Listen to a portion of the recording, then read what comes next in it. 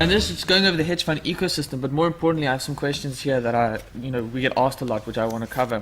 Now, people will ask, are hedge funds risky, that kind of thing. In the hedge fund ecosystem, we have a few service providers that help eliminate fraud and those kind of things. So one being the fund administrator, and I would emphasize this, is that your hedge fund must have a third-party fund administrator, a third-party prime broker, and a third-party custodian, right? The fact that you have a third-party custodian means that the assets under management will never ever come into the hedge fund manager's hands. He cannot pull a Herman Pretorius. He cannot just take your money and run away with it because he doesn't have your money. All he really essentially at the end of the day has is an ability to invest that money, but that money remains yours, it's segregated, and it is in third-party custodian. Your fund administrator is going to go over your hedge fund, is going to do what we call a NAV package, which is net asset valuation.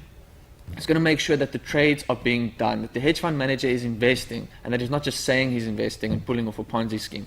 So once you have those two main critical elements in play, I actually haven't even come across you can't really do fraud or anything like that if you have a third-party administrator. So those are the main ones. The risk management, legal and compliance. Legal and compliance is just really to set up your hedge fund in the beginning, and then compliance officer with the FSB just to make sure you're doing what you're supposed to. Third-party marketing, again, how you'd get your capital raising strategies. Andreas has already mentioned that.